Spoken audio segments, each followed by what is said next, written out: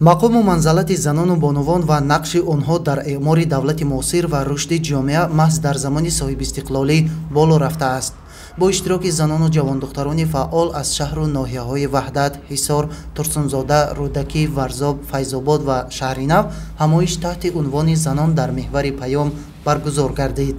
қабл аз оғози ҳамоиш намоиши ҳунарҳои мардумӣ аз қабили гулдӯзиву кашидадӯзӣ, либосҳои атласу адрас, чакан ва дигар маҳсулоти дастии занону бонувони шаҳри Турсунзода пешкаши ҳозирин карда шуд.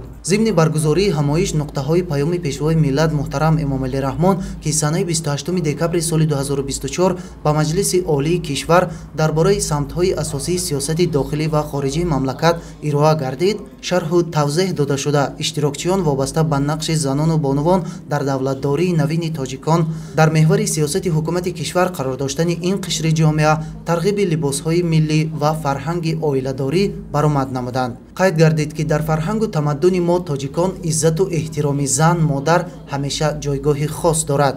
ин аст ки ҳоло дар кишвар 25% хизматчиёни давлатӣ, 73% кормандони соҳаи маориф, 71% кормандони соҳаи тиб, 47% кормандони соҳаи фарҳанг, 37% олимон ва 30% соҳибкоронро бонувону занон ташкил медиҳанд.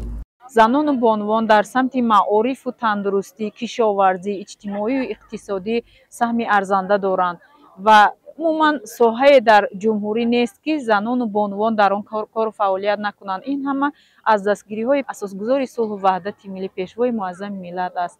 бонувону занон ва модарону духтарон дар амалисозии талаботу муқаррароти қонунҳои миллӣ, пешгирӣ кардани бегонапарастӣ, аз ҷумла сару либос ва оинҳои барои мардуми мо бегона, ба камол расонидани наслҳои солим, таҳкими сулҳу субот дар ҷомеа, пешрафти давлат ва ободии ватан саҳми арзишманди худро гузошта истодаанд.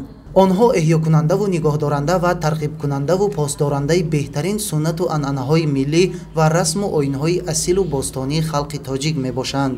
бинобар ин зарур шуморида шуд ки чунин анъанаҳои неки ниёгонро идома дода баҳри боз ҳам пешрафтаву сарсабзу хуррам шудани тоҷикистони азиз якдилона заҳмат кашида, занон дар баробари кору фаъолияти ҳаррӯза ҳамчун модарони асил фарзандонро дар рӯҳияи хештаншиносиву худогоҳии миллӣ ва донишомӯзиву меҳнатдӯстӣ тарбия намоянд. бо боварӣ комил гуфта метавонем ки минбаъд низ ба анамун боварии пешвои муаззаи миллат ҷавобан мо дар ватани худ ҳамчун нерӯи пешбарандаи ҷомеа ки пешвои муаззаи миллат қайд карданд, мо устуворона софдилона кору фаъолият мекунем. дар идома вобаста ба масъалаҳои ҳамоиш музокираҳо сурат гирифта, сипас ба чанде аз занони фаъол ва собиқадорони бахшҳои гуногун сипосномаҳо ва тӯҳфаҳои хотиравӣ тақдим карда шуд.